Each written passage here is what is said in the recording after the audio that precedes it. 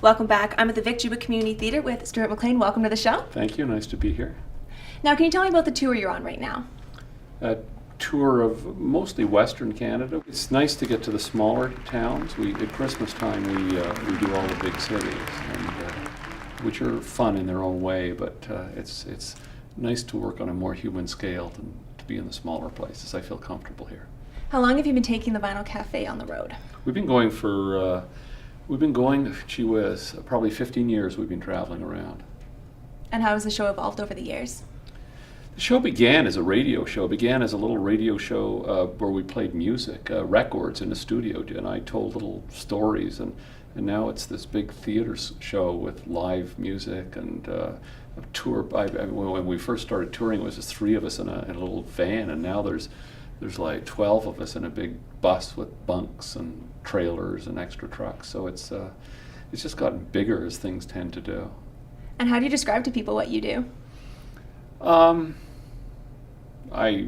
tell stories, and I try to tell funny stories mostly. I think we try and shine the light on the country is what really we're trying to do. We're trying to tell the story of Canada with music and song and humor, and not in any overt way, just the small stories that we keep telling that catch our eye, and the values that we align ourselves with.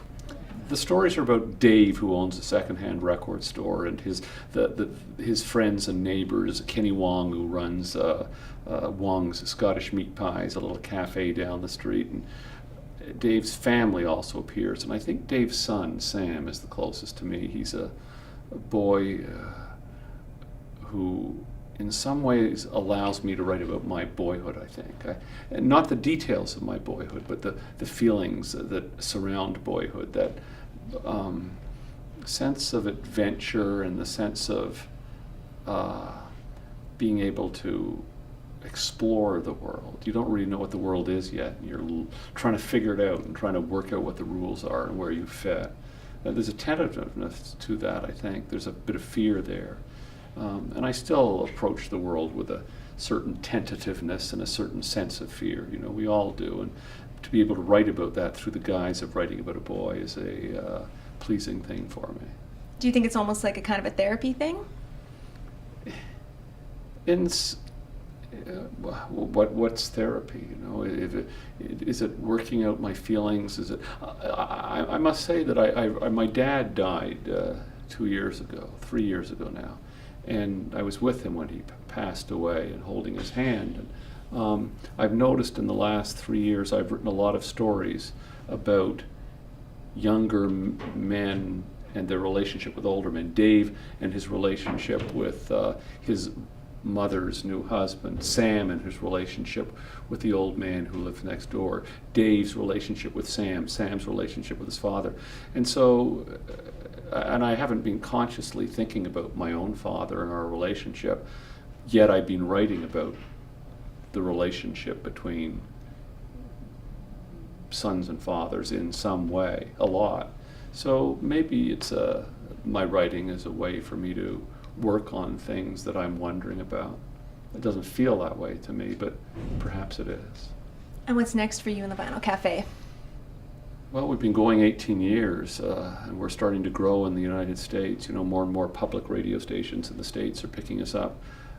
The big question for us now is, how long do we do it?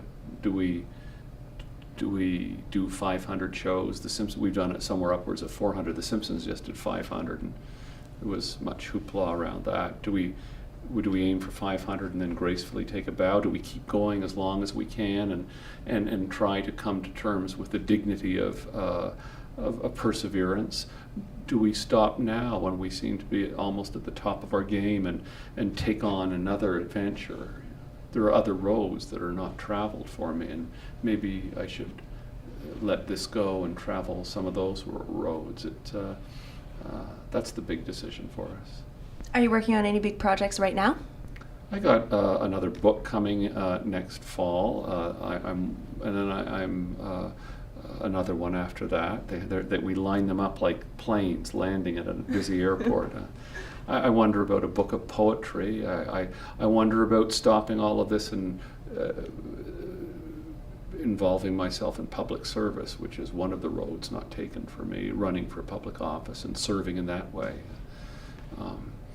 One can serve in many ways. Now I try to serve as the storyteller.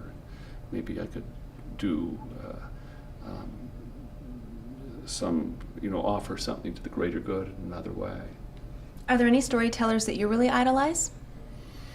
W.O. Mitchell, who came from these parts and lived in these parts, was a mentor of sorts and taught me that it was okay to enjoy to read your stuff in public, to revel in your work in public. So he taught me a lot about performance. We never talked about it. But I watched him, and we talked about other things, and he gave me the blessings of his attention in his older age. E.B. White, who wrote Charlotte's Web and The Trumpet of the Swan and Stuart Little, but also wrote magnificent essays for the New Yorker magazine, is a writing mentor. I saw him once.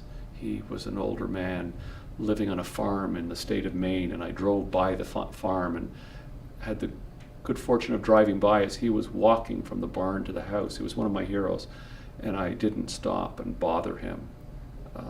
But I read and reread his essays, and I read and reread his great book on writing called The Elements of Style. Those would be my two great writing heroes. And that's been Around the Region. I'm Kayla Buchanan. Thanks for watching, and have a great night.